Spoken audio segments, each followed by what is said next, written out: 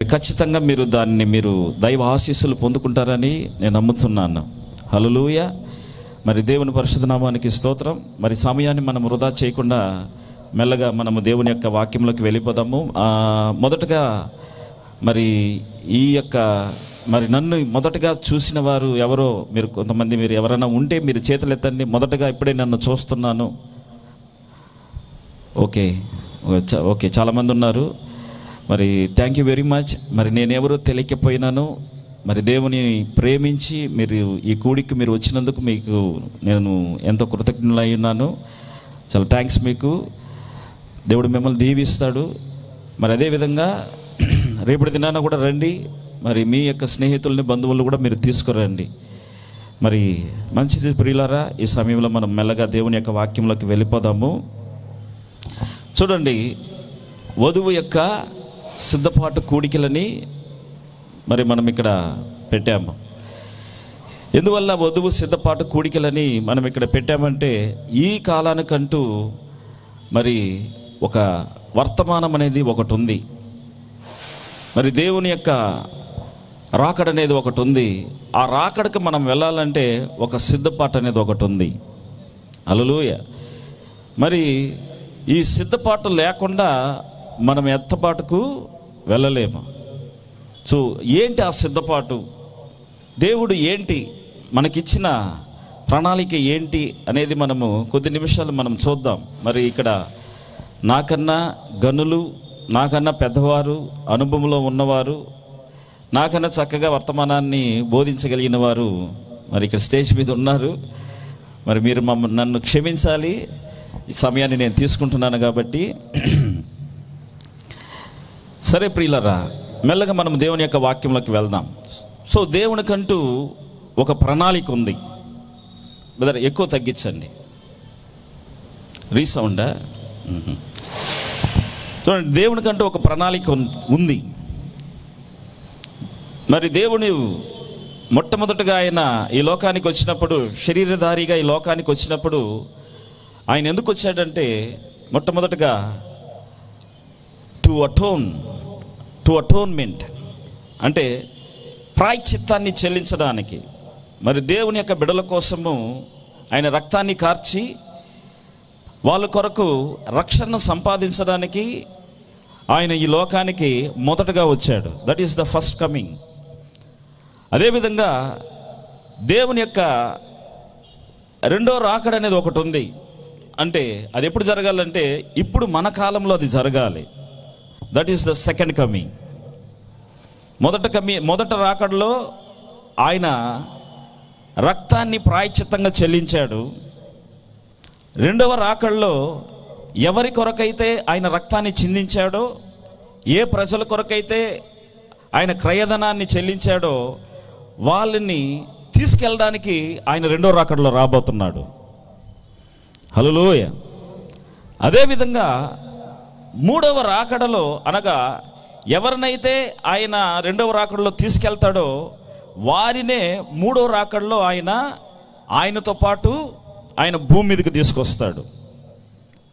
ప్రకటన 19వ అధ్యాయంలో మరి ఆయన వధువు కిందకు దిగి వస్తున్నారు, అనగా సంఘము. సో ఇప్పుడు మనం ఎక్కడున్నామంటే దేవుని యొక్క రెండవ రాకడకు ముందున్నాం మనము.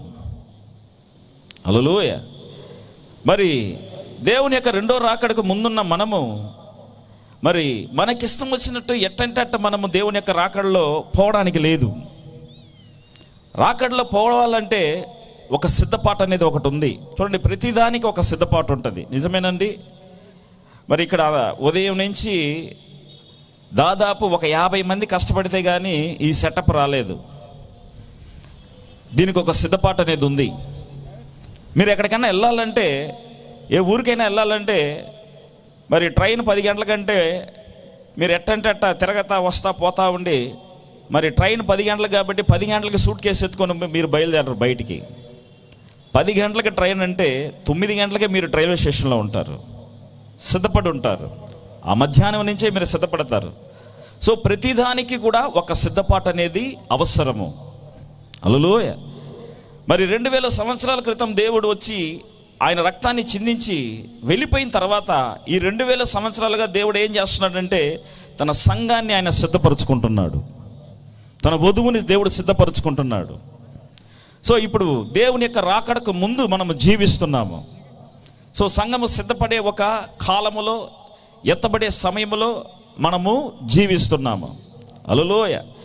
చూడండి, ఇక్కడ మనం చదువుకున్న వాక్య భాగంలో మరి యేసుక్రీస్తు మొదట రాకడలో ఆయన భూమి మీద ఉన్నప్పుడు కొంతమంది పరిసయ్యులు, సద్దుకయ్యులు అనగా వేదాంత పండితులు, జ్ఞానులు, వీళ్ళొచ్చి దేవుణ్ణి ఏమడిగారంటే, నువ్వెవరు మాకు చెప్పు, నువ్వు ఒకవేళ మెస్సయ్యవైతే ఒక సూచన మాకు చేసి చూపించన్నారు వాళ్ళు. చూడండి, ఆయన ఎవరనేది ఆల్రెడీ వాళ్ళకి ప్రతి కార్యము కూడా దేవుడు చేసి చూపిస్తూనే ఉన్నాడు. సూచనగా అది వాళ్ళ మధ్యలో జరగతానే ఉంది. అయితే ఆ ప్రజలు ఆయన యొక్క సూచనను, ఆయన ఇచ్చే సూచనను వాళ్ళు చూడలేకపోయారు. ప్రతి కాలంలో కూడా దేవుడు ఆయన సూచన ఇస్తాడు. ఆ సూచన ఎవరు పట్టుకోవాలంటే ఆ కాలపు యొక్క ప్రజలు దాన్ని పట్టుకోవాలి. అయితే ఏ కాలంలో కూడా ప్రజలు దేవుడిచ్చిన సూచనని వాళ్ళు పట్టుకోలేదు, వాళ్ళు సూచనలు తప్పిపోతానే ఉన్నారు. అయితే దేవుని చేత ఎన్నిక చేయబడిన ప్రజలు దేవుడిచ్చే సూచనను వాళ్ళు పట్టుకుంటారు. హల్లెలూయా. కనుకనే ఇజ్రాయెల్ దేశంలో దేవుడు ఆయన శరీరధారి వచ్చినప్పుడు ఆయన ఎవరనేది వాళ్ళకి అర్థం కాలేకపోయింది. అప్పుడు కొంతమంది పరిసయ్యులు, సద్దుకయ్యులు అనగా వేదాంత పండితులు ఆయన దగ్గరికి వచ్చి ఏమన్నారంటే, మాకు ఒక సూచన చూపించు, నువ్వు ఎవరు అని మాకు ఒక సూచన చూపించు అని చెప్పి అడిగినప్పుడు దేవుడు ఒక మాట అన్నాడు. ఏమన్నాడంటే, చదవండి బ్రదర్. యోనాను గురించిన సూచక్రియ కానీ మొదటగా వాళ్ళని తిట్టాడు ఆయన. వ్యభిచార సంబంధమైన చెడ్డ తరము వారు ఒక సూచక క్రియను అడుగుతున్నారు. బ్రదర్ సారీ, ఏమనుకోవద్దు, ఇది లైవ్ పోతుంది కాబట్టి మైక్లో చదివితే లైవ్లో వినే వరకు కూడా అది తెలుస్తుంది. క్షమించండి, ఏమనుకోవద్దు.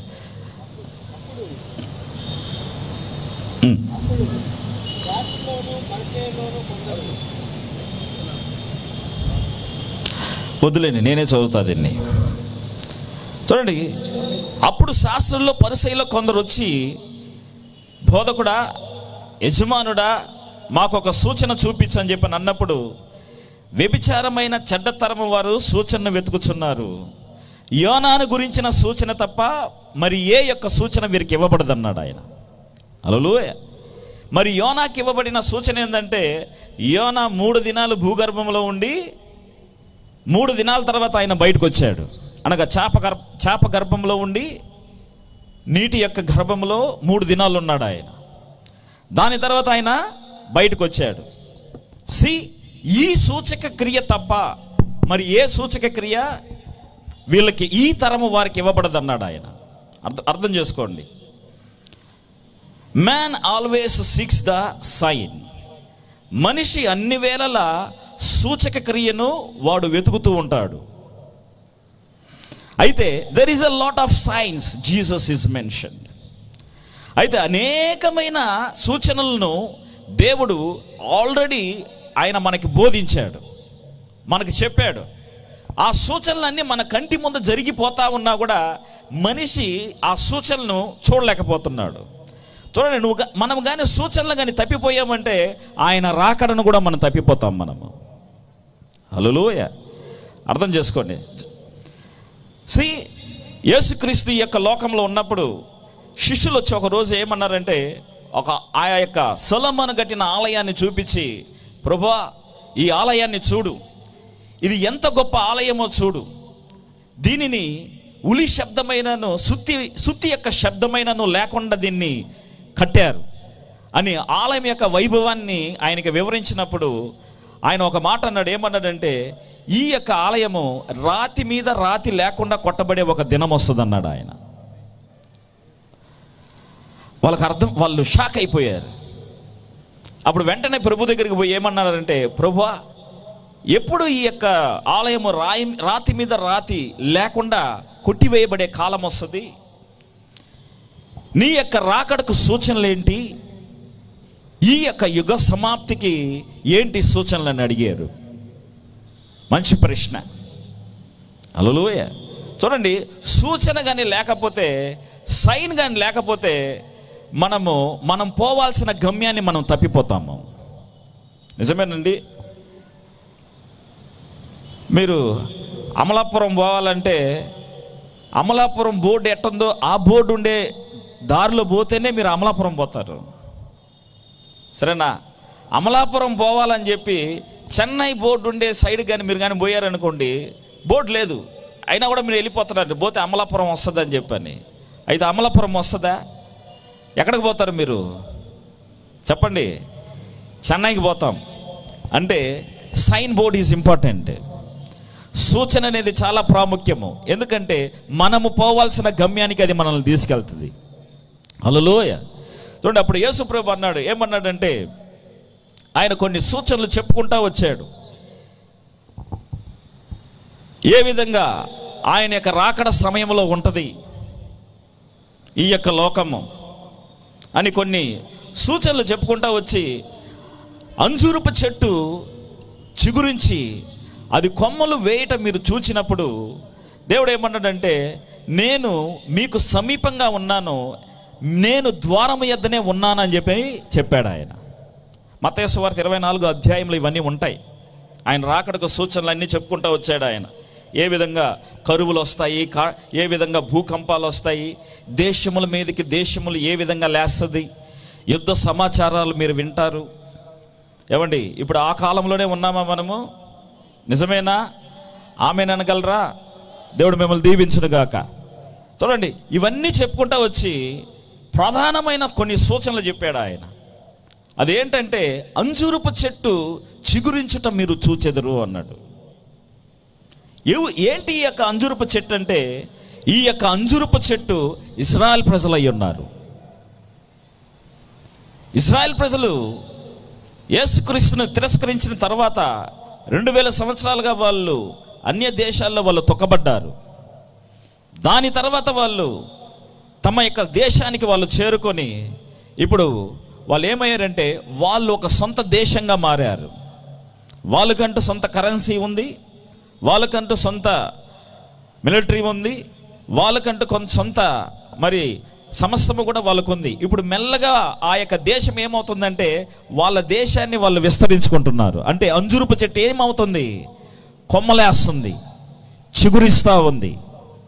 This is the sign. అది దేవుని యొక్క రాకడకు ముందు జరగాల్సిన ఒక కార్యము. మరి ఈ సమయంలో ఆ కార్యాన్ని మనము చూసాము, మన తరంలో అది జరిగింది. ఆమేన్ అంటారా? ఆమేన్. దేవునికి స్తోత్రం. దాని తర్వాత ఆయన ఏం చెప్పుకుంటూ వచ్చాడంటే, as it was in the days of Noah, so shall it be in the coming of the son of man. Noah దినాల్లో జరిగిన ప్రకారమే మనుష్య కుమారుని యొక్క రాకడ సమయంలో జరుగునన్నాడు ఆయన. As it was in the days of the Sodom Gomorrah కాలంలో జరిగిన ప్రకారమే, so shall it be in the coming of the son of man. ఆ యొక్క మనుష్య కుమారుని యొక్క రాకడ సమయంలో అది జరుగునన్నాడు. ఏం జరుగుతున్నది? నోవా కాలంలో నోవా వర్షం వస్తుంది అన్నాడు. అయితే నోవా కాలంలో నోవా యొక్క వర్తమానాన్ని ఎవరు కూడా నమ్మలేదు. 120 సంవత్సరాలు ప్రసంగం చేశాడంట నోవా. 120 సంవత్సరాలు ప్రసంగం చేస్తే నోవా వర్తమానాన్ని ఒక పిచ్చి వర్తమానం అనుకున్నారు వాళ్ళు. చూడండి, నోవా దేవుని చేత ఎన్నిక చేయబడిన ఒక వ్యక్తి. ఆ రోజుల్లో వాళ్ళు తినుచు త్రాగుచు పెళ్లికిచ్చుకొనుచు పిల్లాడుచు వాళ్ళు లతాజిగ్గా ఉన్నారు. అయితే ఒక దినాన దేవుడు వాగ్దానం చేసిన ప్రకారము ఆ యొక్క కాలంలో ఏమొచ్చిందంటే వర్షం వచ్చింది. ప్రధానమైన ఒక సూచన నోవా కాలంలో ఏంటంటే, నరుల కుమార్తెలను దేవుని కుమారులు పెండ్లాడిరి. చక్కని వారిని చూసి ఏం చేశారు? పెళ్లి చేసుకున్నారు. ఎవరి నరుల కుమారులు, ఎవరు ఈ యొక్క దేవుని యొక్క, ఎవరి నరుల కుమార్తెలు, ఎవరు ఈ దేవుని యొక్క కుమారులు? నరుల కుమార్తెలు కయ్యూని యొక్క సంతానము, మరి దేవుని కుమారులు ఆదాము యొక్క సంతానము. మరి దేవుని కుమారులు నరుల కుమార్తెల్లో చక్కని వారిని చూసి, అంటే దేవుని బిడ్డలు అందానికి పడిపోయిన కాలం అది. హల్లెలూయా. మరి అదే కాలము మరలా వస్తుందన్నాడు దేవుడు. ఆయన రాకడకు ముందు ఆ విధంగా పడిపోవట అనేది మరి వస్తుందని దేవుడు చెప్పాడు. Today it is happening. ఈరోజు క్రైస్తవుల జీవితాల్లో కూడా అదే జరుగుతూ ఉంది. నిజమేనండి. హల్లెలూయా. సో ద గ్రేటెస్ట్ సైన్, ఇవన్నీ కూడా దేవుడు రాకడకు దేవుడు చెప్పిన సూచక క్రియలు. ఆయన రకరకాల మరి పెస్టిసైడ్స్ అంటే కరువులు, కాటకాలు, ఇవన్నీ కూడా వస్తాయన్నాడు. మరి ఇవన్నీ సూచనలు, ఇవన్నీ జరుగుతూ ఉన్నాయి మన మధ్యలో, మనం చూస్తున్నాము దాన్ని. అయితే అన్నిటికన్నా ప్రాముఖ్యమైన సూచన ఏంటంటే ప్రవక్త యొక్క సూచన. That is the prophet sign. చూడండి, దేవుడు ఏది చెయ్యాలన్నా ఆయన మొదటగా తన సేవకులైన ప్రవక్తలకు దాన్ని బయలుపరచకుండా ప్రభువైన యెహోవా ఏది కూడా చేయడు. హల్లెలూయా. మొట్టమొదటగా దేవుడు చేయాలనుకున్నది, సంకల్పించిన కార్యాన్ని ఎవరికి దాన్ని మొట్టమొదటగా దేవుడు బయలుపరుచుకుంటాడంటే ఒక ప్రవక్తను దేవుడు ఎన్నుకుంటాడు. ఆ ప్రవక్తకి తన ఆలోచనను దేవుడు చెప్తాడు. ఆ ఆలోచన తీసుకెళ్ళి తన ప్రజలకు దేవుడు చెప్పమంటాడు. This is what the God's plan. ఇదే దేవుని యొక్క మరి ఆది నుంచి దేవుడు వెంబడిస్తున్న ప్రణాళిక అయి ఉన్నది. హల్లెలూయా. దేవుని పరిశుద్ధ నామానికి స్తోత్రం. ఆమేన్. కాబట్టి దేవుడు తాను సంకల్పించిన దాన్ని ఆమోస్ 3:7 చదవండి. ఎవరైనా నోట్ చేసుకోవాలనుకుంటే మీరు దయతో మీరు నోట్ చేసుకోండి. నేను ఏం చెప్తున్నానో చాలా ప్రాముఖ్యమైన ఒక వర్తమానం ఇది. తన సేవకులైన ప్రవక్తలకు, ఆమోసు 3:7, తన సేవకులైన ప్రవక్తలకు తాను సంకల్పించిన దానిని బయలుపరచకుండా ప్రభువైన యెహోవా ఏమీ చేయడు. చూడండి, ప్రభువైన యెహోవా ఏమీ చేయడు. ఆయన ఏం చెయ్యాలన్నా మొదటగా ఎవరికి చెప్పాలి? తన ప్రవక్తలకు చెప్పాలి. అయితే చాలామందికి ఉన్న ఒక ఇదేంటంటే ప్రవచించే వారందరూ ప్రవక్తలు అనుకుంటారు. No no no no. ప్రవచనం అనేది అది ఒక వరము. దానిని ఎవరైనా ఆపేక్షించవచ్చు, ఎవరైనా దాన్ని పొందుకోవచ్చు. అయితే ప్రవక్త అనే వ్యక్తి ఎలా ఉంటాడంటే ఒక తరానికి లేకపోతే ఒక యుగానికి ఒకడే ఉంటాడు. ప్రపంచానికి అంతటికి ఒకటే ఉంటాడు. అందుకే దేవుడు అంటున్నాడు ఇర్మియా దగ్గర, ఇర్మియా తల్లి గర్భంలో నువ్వు రూపింపబడక మున్పే నేను నిన్ను దేశములకు ప్రవక్తగా ఎన్నుకుంటుని, నేను నిన్ను పరిశుద్ధపరిచి దేశములకు ప్రవక్తగా నిన్ను నేను నియమించి తిని అన్నాడు ఆయన. హల్లెలూయా. చూడండి, ఒక ప్రవక్తని దేవుడు ఎన్నుకున్నాడంటే ఆయన భూమికి అంతటికి ప్రవక్తగా దేవుడు ఆయన ఎన్నుకుంటాడు. అవును, దేవుడు అన్ని వేళలా ప్రవక్తలనే దేవుడు ఎన్నుకొని తన సంకల్పాన్ని, తాను చేయబోయే కార్యాన్ని మొదటగా దేవుడు ప్రవక్తలకి బయలుపరుచుకుంటాడు. హల్లెలూయా. కనుకనే చూడండి, అబ్రహాము కాలంలో దేవుడు అబ్రహాము దగ్గరికి వచ్చి సొదొమ గొమొర్రా యొక్క పాపం అధికమైన తర్వాత అబ్రహాముతో దేవుడు వచ్చి సంధించి అబ్రహాముతో ఏమంటున్నాడంటే, అబ్రహామా, నేను అనుకున్నది ఏదైనా సరే, నేను చేయబోయేది ఏదైనా సరే నీకు నేను బయలుపరచకుండా నేను ఉంటానా అన్నాడా? అంటే అబ్రహాముకి దేవుడు మొదటగా ఏం చేస్తున్నాడంటే దేవుడు బయలుపరుచుకుంటున్నాడు. అబ్రహాము ఏమై ఉన్నాడంటే ఆ కాలానికి ఆ గడియకు ఆయన ప్రవక్త అయి ఉన్నాడు. ఆమేనంటారా? దేవుని పరిశుద్ధ నామానికి స్తోత్రం. ఆదికాండము 18వ అధ్యాయము 17వ వచనాన్ని చదవండి. అందులో మీకు క్లియర్గా ఉంటుంది అది. అప్పుడు యెహోవా నేను చేయబోవు కార్యము అబ్రహామునకు దాచెదనా? అబ్రహాము నిశ్చయముగా బలముగల గొప్ప జనమగును. చూసారా? అప్పుడు యెహోవా నేను చేయబోయే కార్యాన్ని అబ్రహాముకు దాచెదనా? అబ్రహాము నిశ్చయముగా ఒక బలమైన జనాంగంగా ఉండబోదును. చూడండి, దేవుడు తాను సంకల్పించిన దానిని తన సేవకులైన ప్రవక్తలకు దేవుడు బయలుపరచకుండా ఆయన ఏదియూ చేయడు. హల్లెలూయా.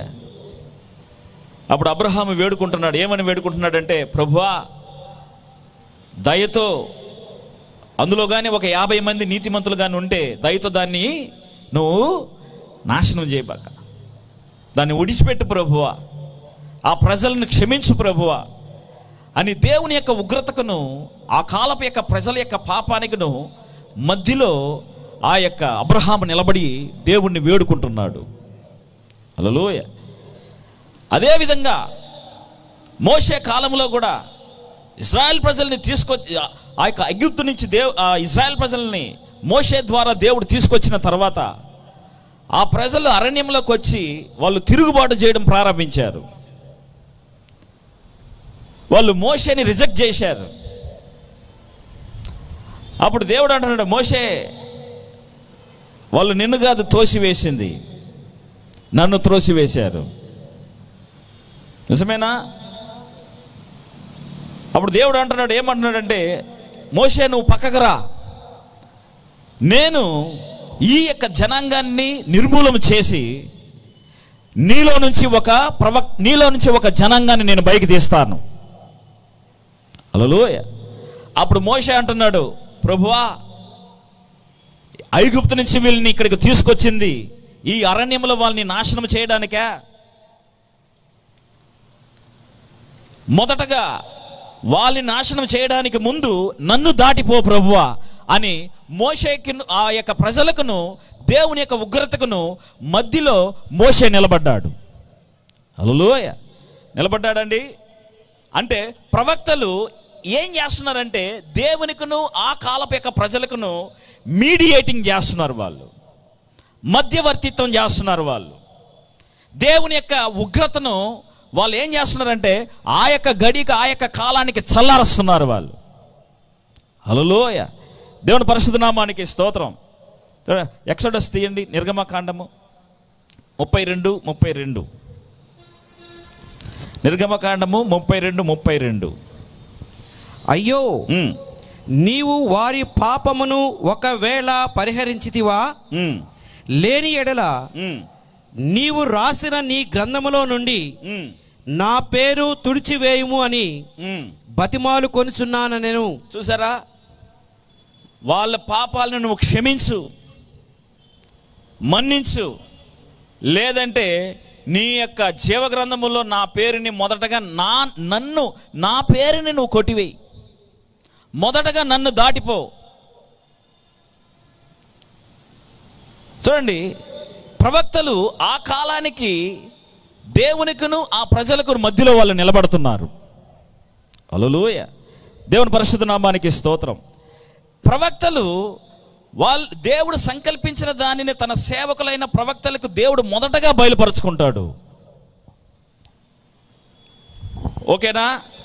మొదటగా దేవుని యొక్క సంకల్పాన్ని ఎవరికి బయలుపరుస్తాడు? తన సేవకులైన ప్రవక్తలకు బయలుపరుస్తాడు. రెండవది, ఆ కాలానికి ప్రాముఖ్యమైన సూచన ఎవరై ఉంటారంటే ప్రవక్తలై ఉంటారు. హల్లెలూయా. తాను ఏం చేయబోతున్నాడో ప్రవక్తల యొక్క జీవితంలో దేవుడు చేసి చూపిస్తాడు. మొదటగా లుక్ ఎట్ ద హోసయ్య. పరిశుద్ధ గ్రంథంలో ఉన్న హోసయ్యను చూడండి. హోసయ్య జీవితంలో తాను ఏమి ఆ యొక్క ప్రజలకు చేస్తున్నాడో హోసయ్య జీవితంలో దేవుడు చేసి చూపిస్తున్నాడు. నిజమేనండి? హల్లెలూయా. ఆ యొక్క ప్రజలు ఈయన మాట వినకుండా ఆత్మీయమైన వ్యభిచారాన్ని వాళ్ళు చేస్తున్నప్పుడు, ఈయన విడిచిపెట్టినప్పుడు ఆయన ఏ విధంగా వాళ్ళు తప్పిదమ్మలో పోయినాను వాళ్ళని ఆ ప్రజల్ని దేవుడు హత్తుకుంటున్నాడో వాళ్ళకి అర్థం కాల. వాళ్ళకి అర్థం కాలేదు కాబట్టి దేవుడు ఒక ప్రవక్తను ఎన్నుకున్నాడు. ఆ ప్రవక్తే హోజయ్య. ఆ ప్రవక్తతో దేవుడు ఏమన్నాడంటే, నీవు వెళ్ళి ఒక వేశ్యతనము చేసే ఒక స్త్రీని పెళ్లి చేసుకోపో అన్నాడు. ఆమేన్. ఆ యొక్క వేశ్యతనం చేసే స్త్రీని పెళ్లి చేసుకున్నాను. ఇతను ఆమెను ఎంతగానో ప్రేమించినాను, ఆమె మాత్రము ఆమె తిరిగే చెడు తిరుగుడులు తిరగడం మానేయలేదు. That is the sign. అది ఏమైందంటే అది సూచన అయి ఉన్నది. ఏంటి ఆ సూచన అంటే, ఆ ప్రజలు తప్పిదములో పోయినాను, ఎన్నిసార్లు పడిపోయినాను, దేవుడు మరలా వాళ్ళని క్షమించి వాళ్ళని ప్రేమించి దగ్గరికి తీసుకుంటున్నాడు. ఆఖరికి ఆమె అమ్ముడుపోయినప్పుడు, ఆయన్ని విడిచిపెట్టి వెళ్ళిపోయినప్పుడు, సంతలో ఆమెను వేలంపాట వేసినప్పుడు దేవుడు ఏమంటున్నాడంటే, పోయి ఆమెని మరలా పోయి తీసుకొచ్చుకో అంటున్నాడు ఆయన. ఆయన ప్రేమ మారని ప్రేమ ఆయనది. హల్లెలూయా. దానిని ఆ యొక్క ప్రజలకు ఎలా చూపించాడంటే, ప్రవక్త యొక్క జీవితంలో నుండి దేవుడు బయలుపరిచాడు వాళ్ళకి. దేవుని పరిశుద్ధ నామానికి స్తోత్రం. అదే విధంగానే ఎజికేలు ఆ యొక్క ప్రజలకు ఏమై ఉన్నాడంటే ఒక సూచనగా ఉన్నాడు. 390 సంవత్సరాలు ఎజికేలుతో దేవుడు అన్నాడు, ఎడం పక్కనే పడుకో నువ్వు. 390 సంవత్సరాలు ఒక వ్యక్తి ఒక్క పక్కలోనే పడుకుంటే వాడు ఏమవుతాడు? వాట్ అనే టార్చర్! ఎటువంటి ఒక టార్చర్ అది, ఎటువంటి ఒక పనిష్మెంట్ అది. 390 సంవత్సరాలు ఒక పక్కనే పడుకున్నాడు. దాని తర్వాత దేవుడు అన్నాడు 390 దినాలు ఒక పక్కనే పడుకోమన్నాడు. దాని తర్వాత 40 దినాలు కుడి పక్కన పడుకో అన్నాడు. అంటే వాళ్ళని దేవుడు నెక్స్ట్ పనిష్ చేయబోయే కాలాన్ని ప్రవక్త యొక్క జీవితంలో దేవుడు చూపించాడు ఒక సూచనగా. హల్లెలూయా. అందుకే ఎజికేల్ని దేవుడు ఏమన్నాడంటే, you will be a sign to them. Ezekiel గ్రంథము, నీవు వారికి ఒక సూచనగా ఉండు అన్నాడు ఆయన. ఎజికేల్ గ్రంథము 24 చదవండి.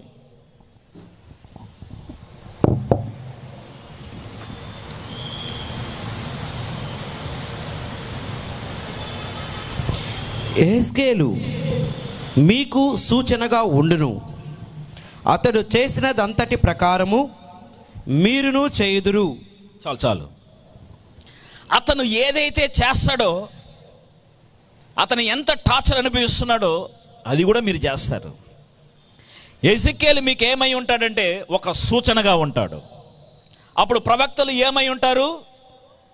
ఒక సూచన అయి ఉంటారా? హల్లెలూయా. నిజమేనండి. నేను వాక్యంలో నుంచే మీకు తీసి చూపించాను. బైబిల్ బయటకి నేను ఎక్కడికి పోలా, బైబిల్లో నుంచే మీకు తీసి చూపించాను. చూడండి, యేసుక్రీస్తు ఉన్న కాలంలో కూడా దేవుణ్ణి వచ్చి ఏమడిగారంటే, ఒక సూచన మాకు చేసి చూపించు.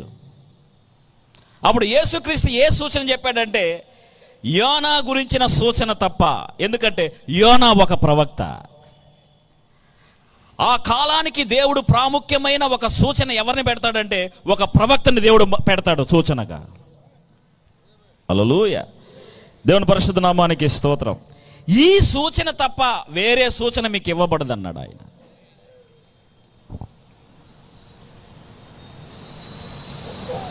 మరి ఆ విధంగా తీసుకుంటే మన కాలంలో కూడా మరి ప్రవక్త ఉండాలా? దేవుడు మిమ్మల్ని దీవించును గాక. చాలామందికి తెలియని ఒక కార్యం ఏంటంటే, యేసుక్రీస్తు తర్వాత ప్రవక్తలు లేరు అనుకుంటారు వాళ్ళు. No no no no no. యేసు ప్రభే సాక్షాత్తు పోతా ఏమన్నాడంటే, మీ మధ్యలోకి నేను ప్రవక్తలను పంపిస్తానన్నాడు ఆయన. దేవుని పరిశుద్ధ నామానికి స్తోత్రం. ఈ ప్రవక్త వచ్చి ఏం చేస్తాడు? ఆ ప్రవక్తలు ఏం చేస్తారంటే ఆ కాలానికి దేవుని బిడ్డలను సిద్ధపరుస్తారు. దేవుని యొక్క మొదటి రాకడకు ముందు ఒక ప్రవక్తను దేవుడు పంపించాడు, ఒక సూచన ఇచ్చి పంపించాడు. ఆ సూచన బట్టి ఆయన ఎవరో మనం గుర్తెరగాలి. బాప్టిజం ఇచ్చి యోహాను తేనెపట్టు తింటూ, మిడతలు తింటూ, తేనెపట్టు తాగుతూ ఎక్కడి నుంచి వచ్చాడంటే అరణ్యములో నుంచి ఆయన బయటకు వచ్చాడు. ఆయన 9 సంవత్సరాలు ఉన్నప్పుడు తన తల్లిదండ్రులు యాజకులు వాళ్ళు చనిపోయినప్పుడు ఆయన తీసుకెళ్లి అరణ్యంలో వదిలేశారు. వదిలేస్తే అరణ్యంలోనే పెరిగాడు, నాగరికత తెలియని వ్యక్తి.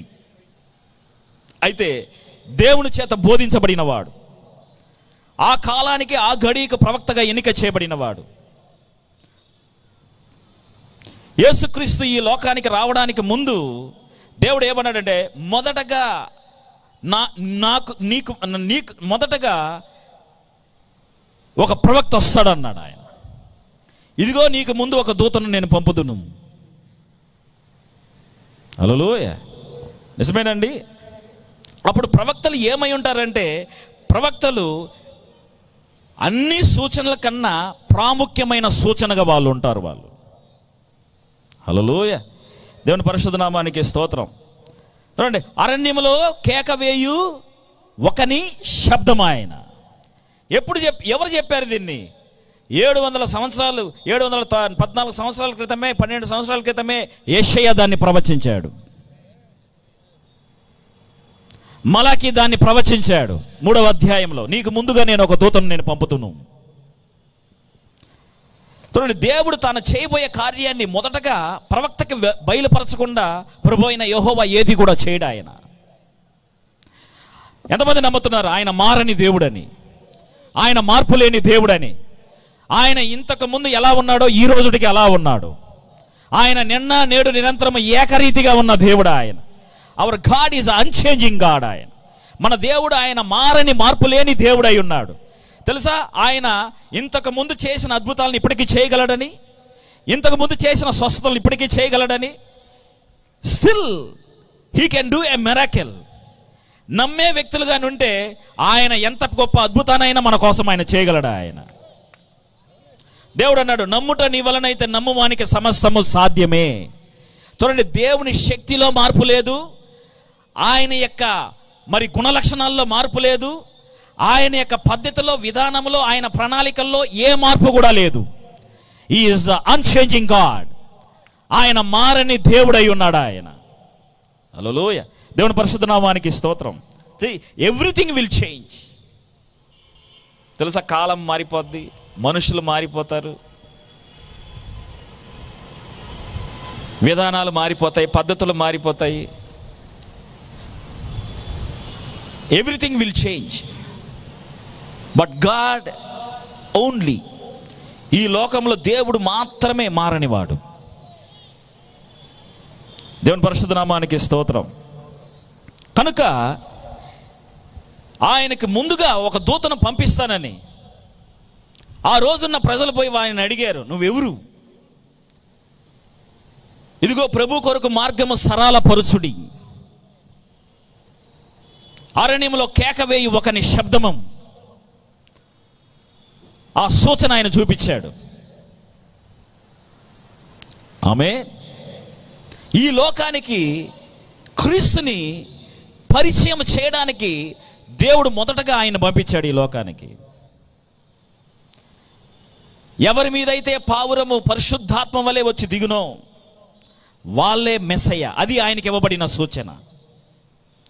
చూడండి, ఈ లోకమంతా కూడా సూచనలతో నిండిపోయి ఉంది. అయితే మనుషులే దాన్ని పట్టుకోలేకపోతున్నారు. అప్పుడు ఆయన అన్నాడు, నేను మారు మనసు నిమిత్తమే మీకు బ్యాప్టిజం ఇచ్చుచున్నాను, నా వెనక వచ్చేవాడు నాకన్నా శక్తిమంతుడు, ఆయన మీకు అగ్నితోనూ పరిశుద్ధాత్మ యొక్క శక్తితోనూ ఆయన మీకు బ్యాప్టిజం ఇచ్చునన్నాడు. ఆయన చెప్పుల వారు విప్పుటకైనాను నేను యోగ్యును కానన్నాడు. హల్లెలూయా. ఆ తర్వాత ఆయన ఎక్కడో మీ మధ్యలోనే ఉన్నాడు, ఇక్కడే ఉన్నాడు అన్నాడు. అయితే కొంతకాలానికి మెస్సయ్యే యేసుక్రీస్తే నేరుగా ఆయన దగ్గరికి పోయాడు. చూడండి, ప్రవక్తల యొద్దకు మాత్రమే దేవుని యొక్క వాక్యం అనేది వస్తుంది, ఇంకెవరి దగ్గరికి పోదది. ఒక గ్రూప్ పీపుల్ దగ్గరికి ఎప్పుడు పోదు దేవుని యొక్క వాక్యము. ఆది యందు వాక్యం ఉండెను, వాక్యము దేవుని యొద్ద ఉండెను, ఆ వాక్యము దేవుడై ఉండెను. చూడండి, ప్రతిసారి కూడా వాక్యం ఎవరి దగ్గరికి పోయింది? ప్రవక్తల యొద్దకే పోయింది. ఇప్పుడు ఆ వాక్యమే శరీరధారి ఈ లోకానికి వచ్చినప్పుడు, ఇప్పుడు శరీరధారి అయిన వాక్యము ఇప్పుడు ఎక్కడికి పోవాలి చెప్పండి? ప్రవక్త దగ్గరికే పోవాలి. అప్పుడు ఆ కాలానికి ఇవ్వబడిన ప్రవక్త ఎవరంటే బాప్టిజం ఇచ్చి యోహాను. కాబట్టి యేసుక్రీస్తు మొట్టమొదటగా తన్ను తాను బయలుపరుచుకునే సమయంలో ఆయన మొట్టమొదటికి ఎక్కడికి పోయాడంటే బాప్టిజం ఇచ్చి యోహాన్ దగ్గరికి పోయాడు ఆయన. Because he is the prophet. ఎందుకంటే ఆయన ప్రవక్త అయి ఉన్నాడు. ప్రవక్త యొద్దకే వాక్యం పోవాలి. అప్పుడు ప్రభువా, నేను నీ దగ్గరికి వచ్చి బాప్టిజం తీయాలి, అయితే నువ్వు నా దగ్గరికి వచ్చావు, నువ్వు నాకన్నా గొప్పవాడివి. అప్పుడు దేవుడు ఏమన్నాడంటే, నీతి యావత్తు చేయుటకు మనకిది తగి ఉన్నది. ఏంటి నీతి? వాస్తవానికి యేసుక్రీస్తులో ఏ పాపము లేదు, ఆయన బాప్టిజం తీసుకోవాల్సిన అవసరత కూడా లేదు. చాలామంది ఏమనుకుంటారంటే మనకు ఒక మాదిరిగా ఆయన బాప్టిజం తీసుకున్నాడు అని అంటారు, కానీ మనకు మాదిరిగా కాదు ఆయన తీసుకుంది. ఎందుకంటే ఆయన మన ప్రధాన యాజకుడు అయి ఉన్నాడు. మన ప్రధాన యాజకుడు అయి ఉన్నప్పుడు ప్రతి యాజకుడు కూడా అతి పరిశుద్ధ స్థలములో పోవడానికి ముందు ఏం చేయాలంటే కడగబడాలి, శుద్ధి చేయబడాలి. దానికి మాదిరిగా ఆయన కడగబడ్డాడు. రెండవది, మన లోక పాపాన్ని మోసుకెళ్ళే గొర్రెపిల్ల ఆయన. గొర్రె బలికి ముందు ఏం చేయబడాలంటే కడగబడాలి. కాబట్టి ఆయన ఆ కార్యాన్ని చేశాడు. హల్లెలూయా. ఎప్పుడైతే ఆయన బాప్టిజం తీసుకొని ఆయన గట్టు మీదకి వచ్చి నిలబడ్డాడో పరిశుద్ధాత్మ పావురం వలె ఆయన మీదకి దిగి వచ్చింది. ఈ సూచన అక్కడున్న ప్రజలకి ఎవ్వరికి కాదు. ఈ సూచన కేవలం బాప్టిజం ఇచ్చి యోహానికి మాత్రమే ఇవ్వబడింది. అప్పుడు ఆయన చెప్పాడు, ఆయన చూపించాడు. ఏమని చూపించాడంటే, ఇదిగో లోక పాపాన్ని మోసుకెళ్ళే గొర్రె పిల్ల అయ్యేనా అన్నాడు. హల్లెలూయా. చూడండి, అప్పటి వరకు దేవుని యొక్క రాజ్యము కొరకు బాప్టిజం ఇచ్చి యోహాను మారు మనసు నిమిత్తము వాళ్ళకి బాప్టిజం ఇచ్చి సిద్ధపరిచాడు. సిద్ధపరిచిన ప్రజలని దేవుడు వచ్చిన తర్వాత, క్రీస్తు వచ్చిన తర్వాత ఆయనకి ఆ యొక్క ప్రజలను అప్పచెప్పాడు. అక్కడి నుంచి ప్రజలు యోహాన్ని వెంబడించడం మానేశారు. ఎప్పుడైతే లోక పాపాన్ని మోసుకెళ్లే గొర్రెపిల్ల ఈయనే మెస్సయ్య అని చూపించాడో అప్పుడు ఆ యొక్క ప్రజలు ఆయన్ని యేసుక్రీస్తుని వెంబడించడం ప్రారంభించారు. హల్లెలూయా. నిజమేనండి. దేవుని పరిశుద్ధ నామానికి స్తోత్రం. That is his first coming. అది ఆయన యొక్క మొదట రాకడై ఉన్నది. తెలుసా, ఈ కాలంలో, ఈ చివరి కాలంలో దేవుని యొక్క రెండో రాకడకు ముందు కూడా ఒక ప్రవక్త ఉండాలని మలాకి 4వ అధ్యాయము 5-6 వచనం ప్రకారం చదవండి. మత్తయి సువార్తకి పక్కన ఉంటుంది. పాత నిబంధనలో అదే ఆఖరి అధ్యాయమై ఉన్నది. యెహోవా నియమించిన భయంకరమైన ఆ మహాదినము రాకమునుపు నేను ప్రవక్తయగు ఏలియాను మీ యొద్దకు పంపుదును. నేను వచ్చి దేశమును శపింపకుండునట్లు అతడు తండ్రుల హృదయములను పిల్లల తట్టుకును, పిల్లల హృదయములను తండ్రుల తట్టుకును తిప్పును. చూసారా, దేవుడు నియమించిన భయంకరమైన మహాదినములు రాకమునుపు ప్రవక్తయగు ఏలియాను నేను మీ యొద్దకు పంపుదును. అతడు వచ్చి, నేను వచ్చి దేశం అని ఉంది, కానీ తెలుగులో ఇంగ్లీష్లో ఏమని ఉందంటే ఎర్త్ అని ఉంది, అంటే భూమి. నేను వచ్చి భూమిని శపించడానికి ముందు అతడు వచ్చి తండ్రుల హృదయాన్ని పిల్లలు తట్టుకును, పిల్లల హృదయాన్ని తండ్రులు తట్టుకును త్రిప్పును. చూడండి, భూమి ఆకాశాలు గతించునేమో కానీ దేవుడు వాగ్దానం చేసిన వాగ్దానము సున్నైనను పొన్నైనను గతించిపోదు. మన దేవుడు మాట చెప్పి తప్పిపోయే దేవుడు కాదు ఆయన. ఆమేన్. ఈరోజు సంఘము దేవుని యొక్క రాకడ కొరకు, ఎత్తబాటు కొరకు ఎదురు చూస్తుంది. అయితే ఎత్తబాటుకు ముందు, రాకడకు ముందు ఒక సిద్ధపాటు ఉండాలి అనేది ఈరోజు సంఘం గ్రహించడం లేదు. అయితే దేవుని పరిశుద్ధ నామానికి స్తోత్రం. ఈ కూడికల ద్వారా దేవుని చేత ఎన్నిక చేయబడిన ప్రజలకు దైవ చిత్తమేందో బయలుపడుతుంది. ఖచ్చితంగా ఈ కూడికల ద్వారా మీరు దీవించబడతారు. చూడండి, యేసుక్రీస్తు మొదట రాకడకు ముందు బ్యాప్టిజం ఇచ్చి యోహాను ఆ లేఖనం యొక్క నెరవేర్పు కిందనే ఏలియా యొక్క ఆత్మతో, శక్తితో యేసుక్రీస్తుకు ముందుగా వచ్చాడు. ఆయన వచ్చి ఏం చేశాడంటే ఆ లేఖనం యొక్క ఒక భాగాన్ని నెరవేర్చాడు. తండ్రుల హృదయాన్ని పిల్లల తట్టుకు త్రిప్పాడు ఆయన. ఏంటి తండ్రుల హృదయము? ఎవరు తండ్రులు? ఆ రోజు పాత నిబంధనని వెంబడిస్తూ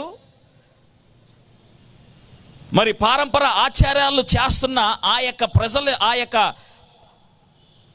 ఆ రోజున్న బోధకుల యొక్క హృదయాల్ని, ఆ రోజున్న పెద్దల యొక్క హృదయాన్ని, పిల్లలు ఎవరంటే వీళ్ళు తరిపీదు పొందిన వారు కాదు, శిష్యుల వైపుకు తిప్పాడు.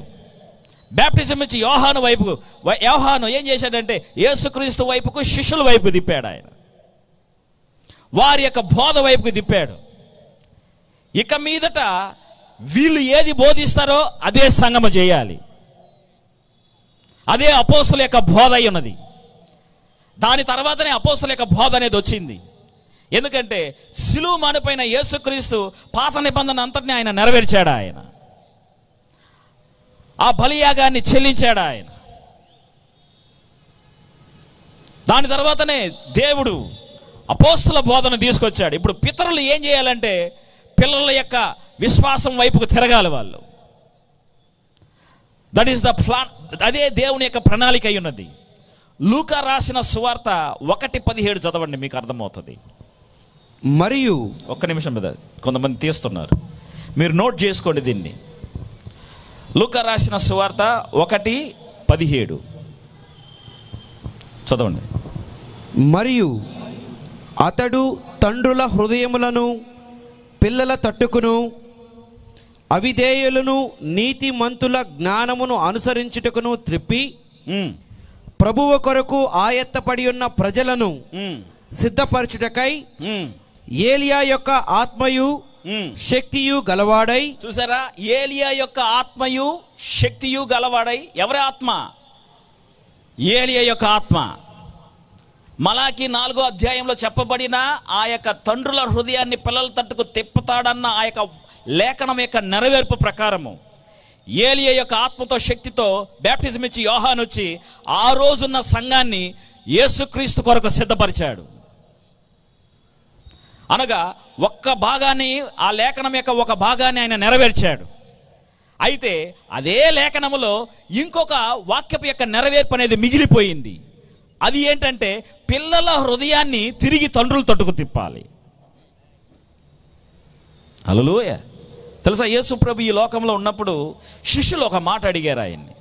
ఏమని అడిగారంటే, ప్రభువా, ఏలియా మొదటగా వచ్చి సమస్తాన్ని చక్కబరచాలని పరుసైలు, సద్దుకైలు అంటున్నారు, అది నిజమేనా అని అడిగారు.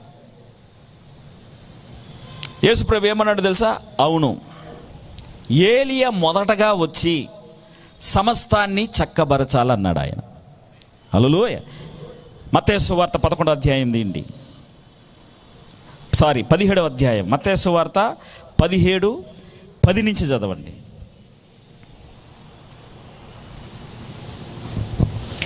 అప్పుడు ఆయన శిష్యులు, ఇలాగైతే ఏలియా ముందుగా రావాలనని శాస్త్రులు ఎందుకు చెప్పుచున్నారు అని ఆయనను అడిగిరి. చూసారా, యేసు ప్రభుని అడిగారు శాస్త్రులు అందరూ కూడా, మత పెద్దలందరూ కూడా ఏలియా మొదటగా రావాలంటున్నారు. అందుకు ఆయన, ఏలియా వచ్చి సమస్తమును చక్క పెట్టును అను మాట నిజమే. చూసారా, ఏలియా వచ్చి సమస్తాన్ని ఏం చేయాలి? చక్కబెట్టాలి. He must make everything right. ఇంగ్లీష్లో ఏమనుందంటే ఏలియా సమస్తాన్ని వచ్చి ఏం చేయాలంటే హీ మస్ట్ రిస్టోర్. రిస్టోర్ అంటే పునరుద్ధరించాలి. ఏలియా యొక్క పరిచర్య ఏంటి? పునరుద్ధరించే పరిచర్య. తెలుసా, పాత నిబంధనలో బయలు దేవతకు వాళ్ళు ఆరాధించే ఆ యొక్క ప్రవక్తలందరూ కూడా అక్కడున్న బలిపీఠాన్ని వాళ్ళు త్రోసేసి, బలిపీఠమే లేకుండా వాళ్ళు చేసినప్పుడు సాయంకాల సమయంలో ఏలియా రంగం మీదకి వచ్చి ఆయన మొదటగా చేసిన కార్యం ఏందో తెలుసా? 12 రాళ్ళున్న ఆ యొక్క బలిపీఠాన్ని చక్కదిద్దాడు. ఆయన పునరుద్ధరించాడు. దేన్ని పునరుద్ధరించాడు? బలిపీఠాన్ని పునరుద్ధరించాడు. హల్లెలూయా. ఈరోజు లోకములో ఎన్నో బలిపీఠాలు, పడిపోయిన బలిపీఠాలు. ఈ కాలానికి ఒక ప్రవక్త అనగా ఏలియా ప్రవక్త వచ్చి మొదటగా ఏం చేయాలంటే మొదటగా అన్నిటిని చక్కదిద్దాలి. ఈ 12 రాళ్ళు ఏదో తెలుసా? 12 మంది అపోస్తలు చేసిన బోధ, వాళ్ళు చేసిన పరిచర్య, వాళ్ళు చేసిన విధానము, ఈయన యొక్క పరిచర్యలో రిస్టోర్ అవ్వాలి. అది పునరుద్ధరించబడాలి. జాగ్రత్తగా వినండి ప్రియులారా, దీన్ని మిస్ అవ్వబాకండి. ఎందుకంటే యేసు ప్రభువే చెప్పాడు, మొదటగా ఏలియా వచ్చి పునరుద్ధరించాలి, రీస్టోర్ చేయాలి. ఏలియా వచ్చి రీస్టోర్ చేసేంత వరకు, పునరుద్ధరించేంత వరకు యేసుక్రీస్తు యొక్క రెండో రాకడ జరగదు. పవర్ఫుల్ స్టేట్మెంట్ ఇది. బైబిలే చెప్తుంది. అపోస్తల కార్యం 3వ అధ్యాయంలో అక్కడ పునరుద్ధరణ అనేది జరిగేంత వరకు, దిద్దుబాటు అనేది జరిగేంత వరకు యేసుక్రీస్తు పరలోకములో ఉండుట ఆవశ్యకము. అపోస్తల కార్యం 3వ అధ్యాయం చదవండి బ్రదర్. అపోస్తల కార్యం 3వ అధ్యాయం 21. అన్నిటికీ కుదురుబాటు కాలములు వచ్చునని దేవుడు ఆది నుండి తన పరిశుద్ధ ప్రవక్తల నోట పలికించెను. చూసారా, అన్నిటికీ కుదురుబాటు కాలం వచ్చునని దేవుడు తన పరిశుద్ధుల యొక్క నోట దానిని పలికించెను. అంతవరకు యేసు పరలోక నివాసి అయి ఉండుట ఆవశ్యకము. అంతవరకు యేసు పరలోక నివాసి అయి ఉండుట ఏమైనది? అది ఆవశ్యకము. ఎప్పుడు వరకు? కుదురుపాటు కాలం వచ్చేంత వరకు. తెలుగులో కుదురుపాటు అన్నారు, కానీ ఇంగ్లీష్లో ఏమనుందంటే రెస్టిట్యూషన్. రెస్టిట్యూషన్ అన్నా రిస్టోర్ అన్నా రెండు ఒకటే. రెండు పునరుద్ధానమే, లేకపోతే పునరుద్ధరణే.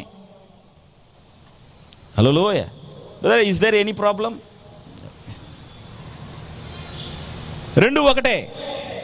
అన్నిటికీ అంటే ఈ రెస్టిట్యూషన్ జరిగేంత వరకు, కుదురుపాటు జరిగేంత వరకు యేసుక్రీస్తు పరలోక నివాసి అయి ఉండుట ఆవశ్యకము. ఏంటి ఈ రెస్టిట్యూషన్? కొన్ని కార్యాలు మీకు చెప్తాను. చూడండి, అపోస్తలుల యొక్క మరి బోధను ఎప్పుడో సంఘాలు విడిచిపెట్టింది. దాంట్లో ఒక్కటి చెప్తాను, వినండి. మొట్టమొదటి స్టెప్పే యేసుక్రీస్తు నామములో పాప క్షమాపణ నిమిత్తం బ్యాప్టిజము. They left it. ఒక 3 కార్యాలు చెప్తాను. మొదటిది యేసుక్రీస్తు నామములో బ్యాప్టిజము, రెండవది పాద పరిచర్య, ప్రభురాత్రి భోజనము, మూడవది పాద పరిచర్య.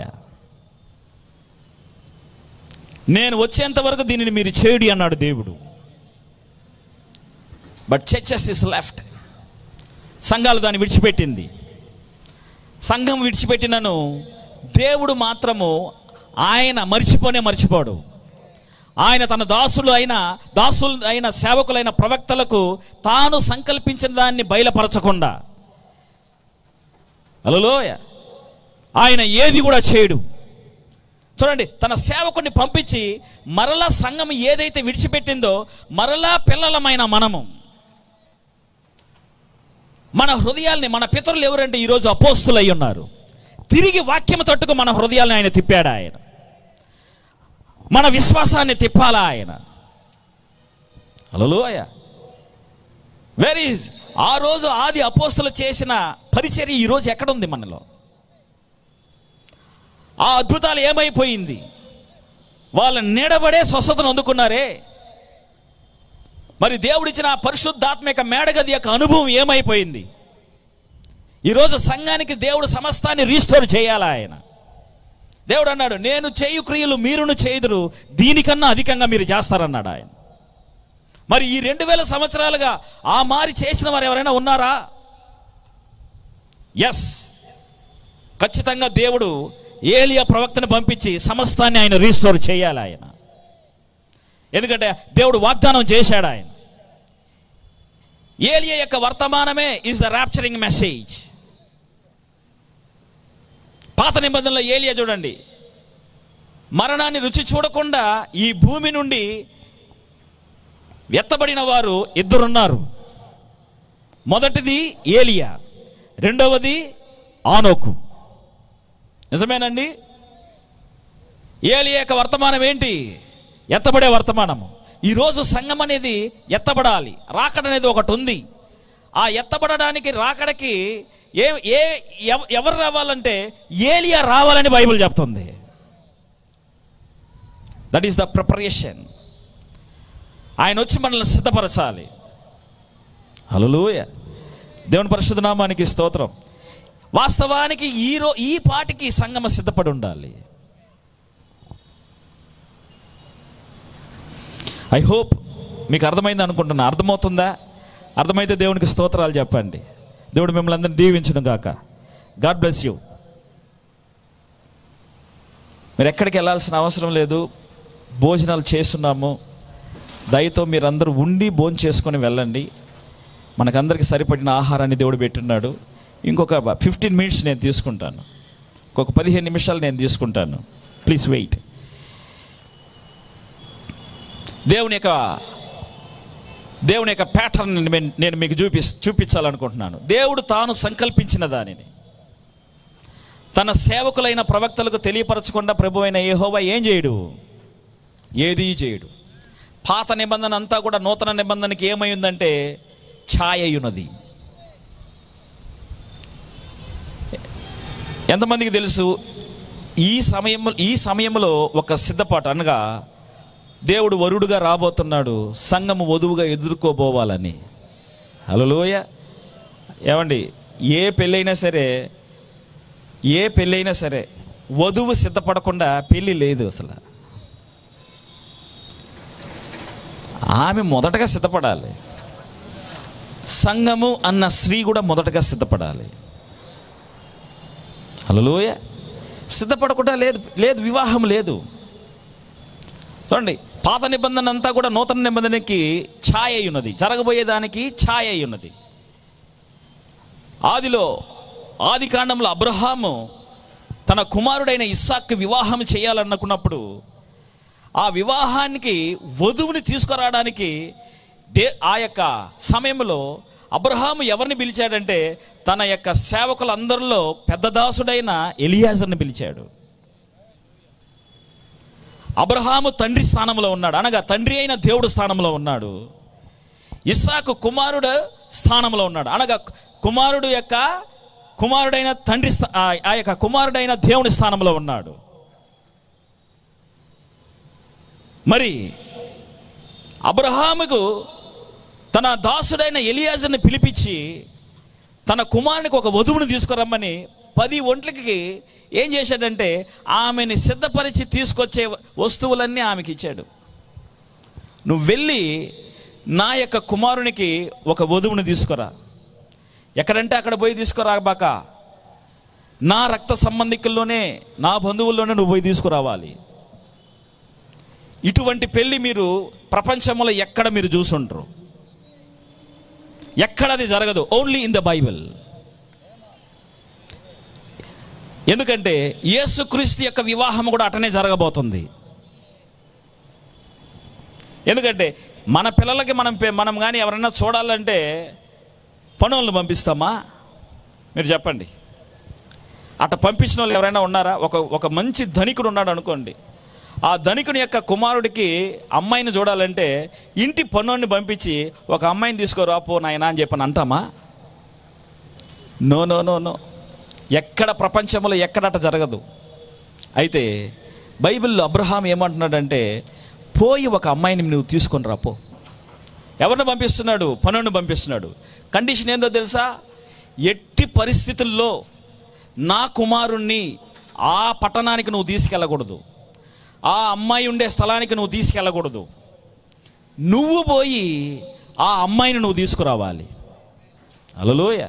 తెలుసా యేసుక్రీస్తు రెండవ రాకడలో భూమి మీదకి రాడని ఎంతమందికి తెలుసు? ఆయన మధ్యాకాశానికి వస్తాడు. ఆయన ఎట్టి పరిస్థితులు ఆయన భూమి మీదకి రాడు ఆయన. అయితే మనమే ఆయన పోయి ఎదుర్కోవాలి. ఇప్పుడు అబ్రహాము పంపించాడు, ఎలియాజరు వెళ్ళి ప్రార్థించుకున్నాడు, ప్రభువా ఎవరో నాకు తెలియదు, అయితే నేను వచ్చిన పని సఫలపరచు, నీ దాసుని పక్షాన నువ్వు కార్యం చేయని చెప్పి ప్రార్థించుకున్నప్పుడు ఆయనకు ముందుగా దూత వెళ్ళి ఏం చేశాడంటే ఆ యొక్క వధువును తీసుకొచ్చాడు. ఎవరు ఆ వధువు అంటే Rebecca.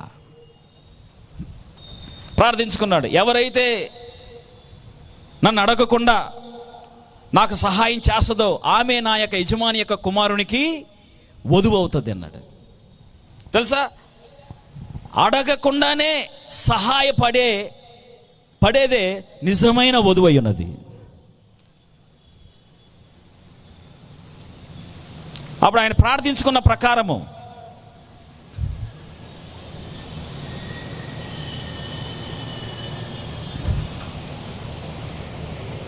Okay it's okay, work is going good. ప్రార్థించుకున్న ప్రకారము దేవదూత రెబెక్కాని తీసుకొచ్చాడు. చూడండి, ఆ రోజుల్లో ఆయన ఫోటో తీసుకోబోలా, ఫోటోలు లేదు ఆ రోజు. ఈరోజు ఫోటోలు కాదు, నేరుగా పోయి చూసినా ఎవరు నచ్చడం లేదు. ఫోటో లేదు, ఏమీ లేదు. కేవలము తన యజమానుని గురించి, తన యజమాని యొక్క కుమారుని యొక్క గుణ లక్షణాల గురించి మాత్రమే ఆయన బోధించాడు ఆమెకి. ఆ గుణ లక్షణాలు వినే ఇస్సాకుని ప్రేమించింది ఆమె. ఎంతగా ప్రేమించిందో తెలుసా? ఒకే రోజులో ఎలియాజరుతో వెళ్ళిపోవడానికి కూడా సిద్ధపడింది ఆమె. హల్లెలూయా. తన తల్లి తన యొక్క సహోదరుడు అన్నారు, ఏమన్నారంటే ఒక 10 రోజుల అమ్మాయిని ఉంచు,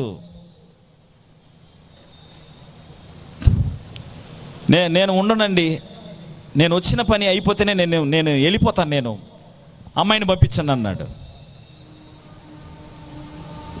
సరే అమ్మాయినే అడగదాం. అమ్మాయిని అడిగారు. అడిగితే ఆమె ఏమనిందంటే, ఆ యొక్క మనుషుడితో నువ్వు వెలుదువా అన్నప్పుడు నేను వెలుదును అనింది ఆమె. ముక్కు మొహం తెలియని వ్యక్తి ఒకే రోజు పరిచయం అయ్యాడు. అయితే ఆ ఒక్క రోజులోనే ఆ వ్యక్తితో వెళ్ళిపోవడానికి ఆమె సిద్ధపడింది. జాగ్రత్తగా వినండి, దిస్ ఈస్ ద ప్యాటర్న్. నేను చెప్పే ఈ యొక్క వర్తమానము ప్యాటర్న్ అయి ఉన్నది. చూడండి, ఆ సమయంలో ఆమెకి అబ్రహాము దగ్గర నుంచి తీసుకొచ్చిన ఏదైతే తీసుకొచ్చాడో అవన్నీ కూడా ఆమెను అలంకరించాడు. ఆమె రెడీ అయ్యింది. ఏ ఒంటికైతే ఆమె నీళ్లు పోసిందో ఆ ఒంటి ఆమెను మోసుకొని పోయింది. హల్లెలూయా. తర్వాత ఎక్కడికి మోసుకొని పోయిందంటే, సాయంకాల సమయంలో ఇస్సాకు బయటకు వచ్చాడు. వాళ్ళ ఇంట్లో కలుసుకోలేదు.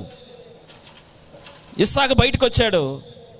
ఆ ఒంటి మీద పోతున్నప్పుడు రెబెక్కా ఎలియాజర్ని అడిగింది, ఎవరు ఆయన అని చెప్పి. నా యజమాని యొక్క కుమారుడు ఆయనే, నువ్వు చేసుకోబోయే నీ యొక్క భర్త ఆయనే అని చెప్పినప్పుడు వెంటనే ఒంటి దిగి ఆమె ఏం చేసిందంటే ముసుగేసుకొని ఇస్సాకును కలుసుకోవడానికి ఎక్కడ పోయిందంటే పొలంలోకి పోయింది. ఇస్సాకుని ఇంట్లో కదా కలుసుకుంది, పొలము మధ్యలో కలుసుకుంది. తెలుసా, ఈరోజు యేసుక్రీస్తుని సంఘము భూమి మీద కాదు కలుసుకోబోయేది, మధ్యాకాశంలో కలుసుకోబోద్ది. సంఘమే పోవాలి. ఎలియాజరు ఏ విధంగా అయితే రెబెకాని తీసుకొచ్చాడో, ఈరోజు సంఘాన్ని తీసుకొచ్చి ఇస్సాకు యొద్దకు నడిపించే ఈ కాలానికి ఒక వర్తమానం ఉండాలి. దేవుడు అన్నాడు, నేను నియమించిన భయంకరమైన మహాదినములు రాకమునుపు ప్రవక్త యొగ్గి ఏలియని మీ యొద్దకు నేను పంపుదును. ఈరోజు సంఘం రెడీ అవుతుంది, సిద్ధపడతా ఉంది. కాబట్టి there will be an message. అక్కడ ఒక వర్తమానం అనేది ఉండాలి, ఒక సిద్ధపాటు అనేది ఉండాలి. బైబిల్లో 10 నాణ్యాలు కలిగిన ఒక స్త్రీ ఒక నాణ్యాన్ని పోగొట్టుకుంది. ఎంతమందికి ఈ యొక్క పారాబుల్ తెలుసు, ఈ ఉపమానం తెలుసు? లూకా రాసిన సువార్త 15వ అధ్యాయంలో ఉంది ఆ యొక్క వాక్యము 8. త్వరగా చదవండి బ్రదర్.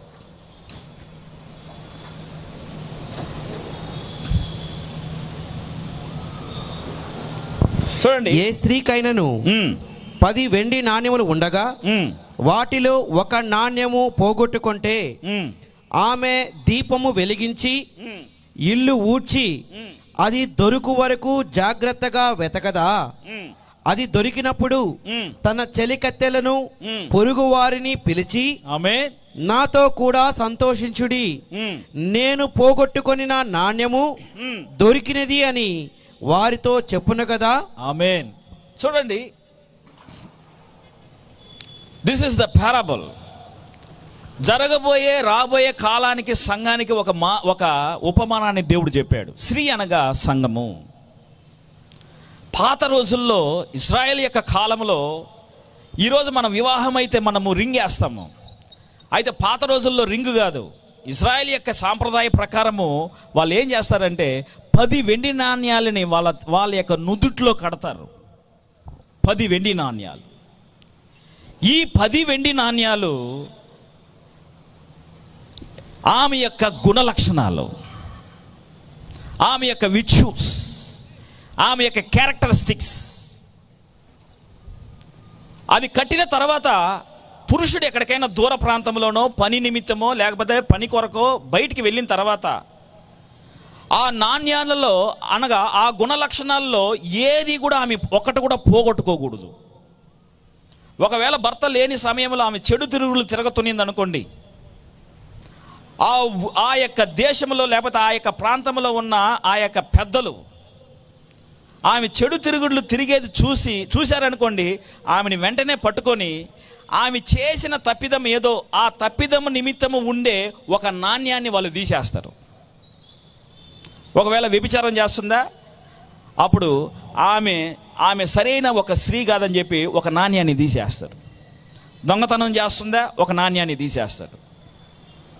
భర్త లేని సమయంలో ఆమె ఎలా ఉండాలంటే, ఏ విధంగా భర్త కట్టిన ఆ యొక్క వెండి నాణ్యాలు 10 వెండి నాణ్యాలు గుణలక్షణాలు ఉందో దాంతో పాటు ఆమె జీవించాలి. ఏ ఒక్కటి కూడా పోగొట్టుకోకూడదు. ఆ ఉపమానాన్నే దేవుడు అక్కడ చెప్తున్నాడు. ఏ స్త్రీ అయినా సరే 10 వెండి నాణ్యాల్లో ఒక వెండి నాణ్యం పోగొట్టుకుంటే, చూడండి ఇక్కడ ఆ యొక్క స్త్రీ ఒక వెండి నాణ్యాన్ని పోగొట్టుకొని ఏం చేస్తుంది? దాన్ని వెతకుతుంది. ఎక్కడ పోగొట్టుకున్నాను? ఆ వెండి నాణ్యం ఏంటి? గుణలక్షణాలు, క్యారెక్టరిస్టిక్స్. అప్పుడు ఆమె ఏం చేస్తుందంటే దీపము వెలిగించి చీపురు కట్ట తీసుకొని ప్రతి మూలకి వెళ్ళి ఏం చేస్తుందంటే ప్రతి మూలను ఓడొస్తుంది, క్లీన్ చేస్తుంది. హల్లెలూయా. తెలుసా, ఈరోజు సంఘము పోగొట్టుకున్న వెండి నాణ్యం ఏదో తెలుసా? సంఘానికి ఉండవలసిన గుణ లక్షణాలన్నీ ఈరోజు సంఘము పోగొట్టుకుంది. ఆల్మోస్ట్ 10 వెండి నాణ్యాలు సంఘం పోగొట్టుకుంది. ఏంటది? ప్రేమ, సద్గుణము, సంతోషము, ఆశా నిగ్రహము, దయాలత్వము, మంచితనము, సాత్వికము, ఇవన్నీ కూడా సంఘం ఏం చేసిందంటే పోగొట్టుకుంది. అప్పుడు సంఘం ఏం చేయాలి? ఆ యొక్క స్త్రీ ఆ యొక్క వెండి నాణ్యాలు పోగొట్టుకున్నప్పుడు ఏం చేసింది ఆమె? She lit the light, she lit the candle. మొట్టమొదటిగా ఆమె ఏం చేసిందంటే మొట్టమొదటిగా ఆమె యొక్క దీపాన్ని వెలిగించింది. ఏంటి దీపము? దీపము ఏదో కాదు, దీపము దేవుని యొక్క వాక్యం అయి ఉన్నది. హల్లెలూయా. నీ వాక్యమే నా పాదములకు, నీ యొక్క వాక్యమే నా పాదములకు వెలుగై ఉందన్నాడు దావీదు మహారాజు. She took the broom. ఆమె ఏం తీసుకుందంటే చీపురు కట్ట తీసుకుందా. ఆమె చీపురు కట్ట ఏదో కాదు, పరిశుద్ధాత్ముడు అయి ఉన్నాడు. వాక్యపు యొక్క సహాయముతో, వాక్యపు యొక్క వెలుగులో, పరిశుద్ధాత్మ యొక్క సహాయంతో ఆమె ఇల్లంతా ఊడ్చింది. అనగా ఆమె హృదయం అంతా ఊడ్చింది, వెతికింది. హల్లెలూయా. ఎందుకంటే సాయంకాల సమయము ఎవరు వస్తారు? తిరిగి ఇంటికి భర్త వస్తాడు. భర్త వచ్చే సమయానికి ఒక్క వెండి నాణ్యం కానీ లేదంటే భర్త ఏం చేస్తాడంటే ఆమెని విడనాడతాడు. You are not an virtuous woman. నువ్వు సరైన స్త్రీ కాదు, నువ్వు నాకు నమ్మకంగా లేవు, నువ్వు ఒక నమ్మకమైన స్త్రీ కాదని భర్త ఏం చేస్తాడంటే విడనాడతాడు. కాబట్టి ఎంత త్వరగా ఆమె దాన్ని కనుగొనాలో, ఎంత త్వరగా ఆమె దాన్ని పట్టాలో అంత త్వరగా ప్రతి మూలకు వెళ్ళి ఆమె చిమ్మాలి. హల్లెలూయా. దేవుని పరిశుద్ధ నామానికి స్తోత్రం. చూడండి, ఈరోజు యేసుక్రీస్తు రాబోతున్నాడు. దేవుడు రాబోతున్నాడు, నిజమేనా? అయితే సంఘము ఈరోజు ఆ గుణ లక్షణాలన్నీ కనుగొనాలి. ఎంత త్వరగా కనుగొనాలో అంత త్వరగా కనుగొనాలి, లేదంటే సంఘము విడవబడుతుంది. Is it right? తెలుసా, సంఘము మనకి సిద్ధంగా లేదంటే సంఘం విడబడుతుందని. బుద్ధి కలిగిన కనికలు, బుద్ధి లేని కనికలు, ఇద్దరిలో ఎవరు విడబడ్డారు?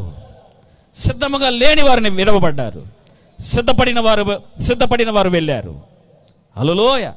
దేవుని పరిశుద్ధ నామానికి స్తోత్రం. కాబట్టి ఈ యొక్క సాయంకాల సమయంలో మనమందరము వాక్యపు యొక్క వెలుగులో, పరిశుద్ధాత్మ యొక్క సహాయంతో ఏ కార్యాలు మన జీవితంలో మనము కోల్పోయామో ఈ సమయంలో మనం పరీక్షించుకుందాము. దేవుణ్ణి మన హృదయంలోకి పిలుద్దాము. పరిశుద్ధాత్ముడు వచ్చి మనకు సహాయపడతాడు. ప్రభువా, నా జీవితంలోకి రా ప్రభువా, నా హృదయంలోకి రా నాయన. ఇదిగో ప్రభు, నా జీవితంలో నేను ఏది కోల్పోయానో, ఏది పోగొట్టుకున్నానో దానిని నేను పొందుకునే కృపను నాకు దయచేయ ప్రభువా. నీ యొక్క గుణలక్షణాలన్నిటిని నాకు ఇవ్వు ప్రభువా. ఇదిగో నీ ఆత్మతో నన్ను నింపు ప్రభువా, నీ శక్తితో నన్ను నింపు ప్రభువా. తిరిగి నన్ను ఆ యొక్క పాతకాల పెంతెకోస్తు యొక్క అనుభవానికి, పరిశుద్ధాత్మ యొక్క శక్తి కిందకి నన్ను నడిపించు ప్రభువా. హల్లెలూయా. దేవుని పరిశుద్ధ నామానికి స్తోత్రం. ఎంతమంది ఈ సమయంలో మీ హృదయాల్ని దేవుడికి సమర్పించుకోవాలని కోరుకుంటున్నారు? యూ వాంట్ టు బి మీరు నిజమైన మరి దేవుని యొక్క కుమారుడుగా, కుమార్తెగా ఉండాలని కోరుకుంటున్నారు. జెన్యూన్ అయిన ఒక క్రైస్తవులుగా మీరు ఉండాలని కోరుకుంటున్నారు. మీ హృదయాలని దేవుడికి సమర్పించండి. ఒకవేళ మీరు మీ జీవితాలను దేవుడికి సమర్పించాలని కోరుకుంటే మీ చేతుల్ని ఆకాశం వైపుకి ఎత్తండి, పరలోక వైపుకి ఎత్తండి. మరి ప్రతి ఒక్కరిని కూడా దేవుడు దీవించునుగాక. మీ హృదయాల్ని దేవుడు దీవించునుగాక. హల్లెలూయా. అటనే మీరు మీ హృదయాన్ని, ప్రభువా, నా జీవితాన్ని నీకు సమర్పిస్తున్నాను నాయన, నా హృదయాన్ని నీకు సమర్పిస్తున్నాను ప్రభువా, నన్ను నువ్వు జ్ఞాపకపరుచుకో. Remember me lord. అందరూ కూడా పైకి లేచి నిలబడదాం, మన జీవితాలని దేవుడికి సమర్పించుకుందాం.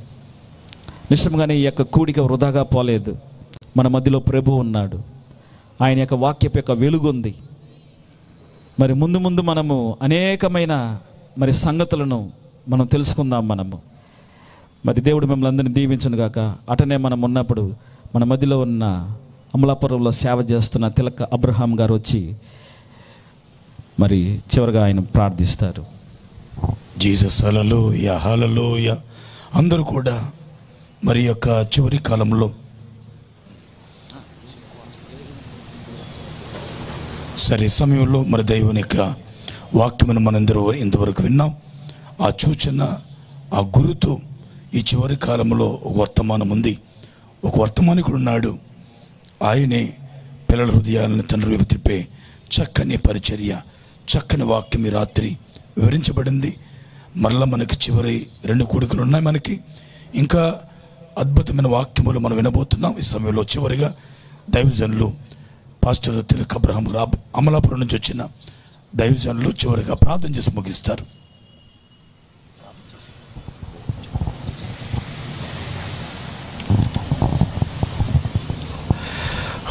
ప్రార్థన చేసుకుందాం. ప్రభునందు బిడ్డలారా, మరి చాలా అద్భుతమైన వర్తమానాన్ని దేవుడు తన దాసు నిలబెట్టుకుని కూడి వచ్చిన మీ అందరితో చాలా ప్రత్యేకమైన కోణాల్లో సూచనను చూపిస్తూ మనతో మాట్లాడిన దేవుడు, ఎంతో అద్భుతమైన సమయాన్ని మనం ఈ రాత్రి గడిపాం. వాక్యములో సంతోషించే మహాభాగ్యాన్ని దేవుడు మనకిచ్చాడు.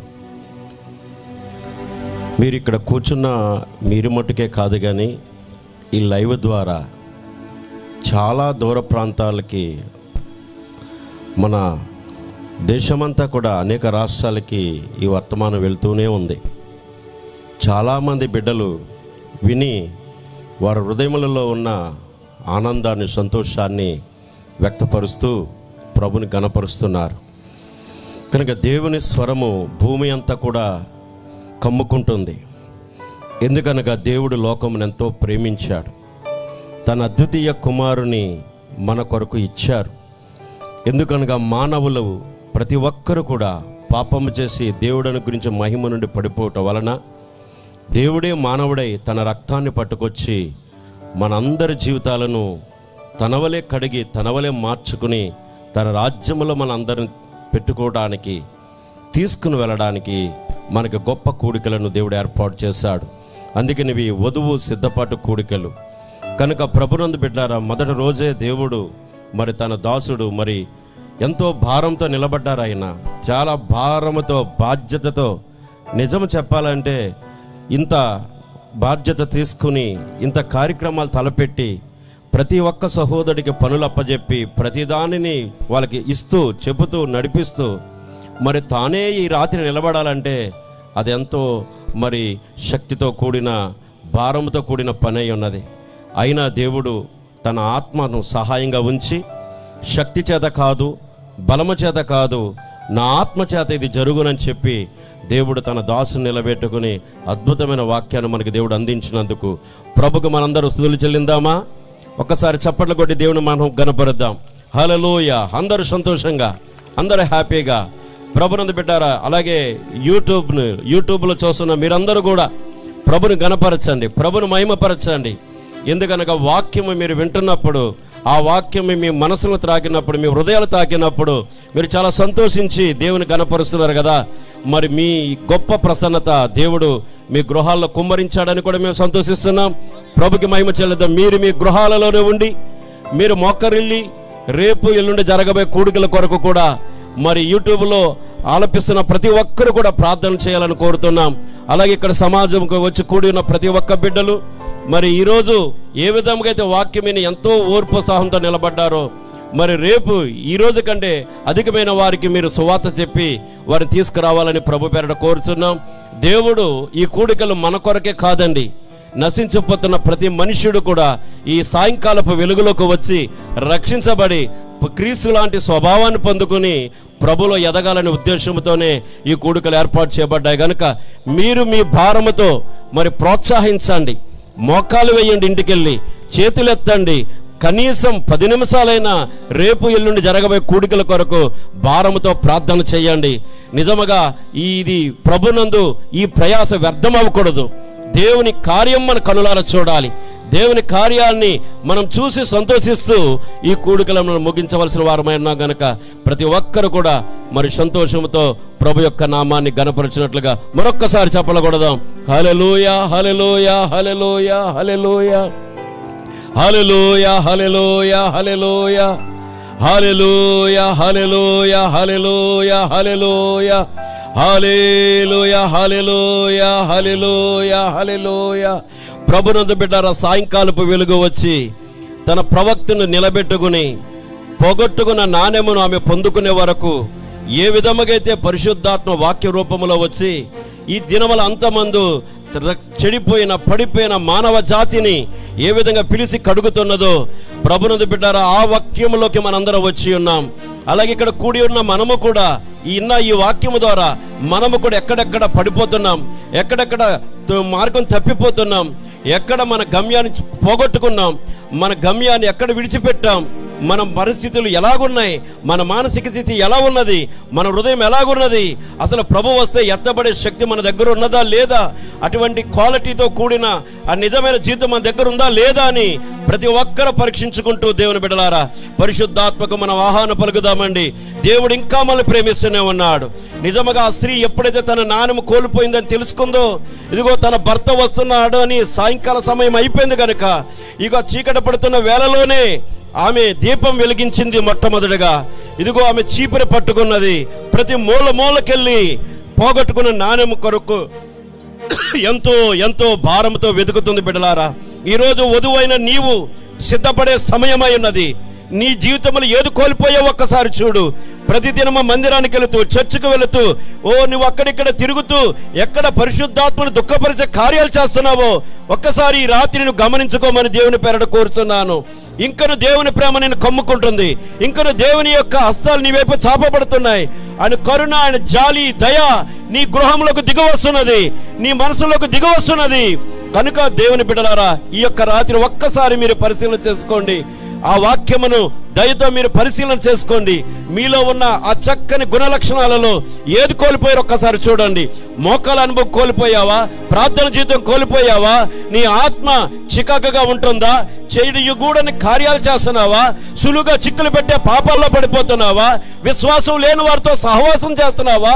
తప్పుడు కార్యాలు చేసే వారితో నువ్వు వెళ్ళి వారితో పాటు హాస్యాస్పదములు చేస్తున్నావా? ఎలా ఉంది నీ జీవితము? ఈ రాత్రి పరిశీలన చేసుకోవడానికి ఒక చక్కని వర్తమానం మన ఇంటికి వచ్చింది కనుక, మన హృదయాలు ఏదో తాకుతుంది కనుక ఈ రాత్రి మన జీవితాలు మరింతగా మన ప్రభుకు సమర్పించుకుందాం. తండ్రి, నన్ను దాటి వెళ్ళకు దేవా, నన్ను విడిచి వెళ్ళకు దేవా. ఈ మొదటి కూడికలోనే అద్భుతంగా నాతో మాట్లాడవు దేవా, అద్భుతంగా నా హృదయం లోపలికి తేరు చూసావు దేవా.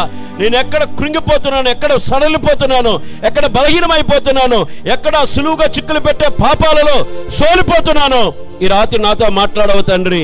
ఇదిగో నా జీవితాన్ని ఇస్తున్నాను ప్రభువా, నా హృదయాన్ని ఇస్తున్నానయ్యా.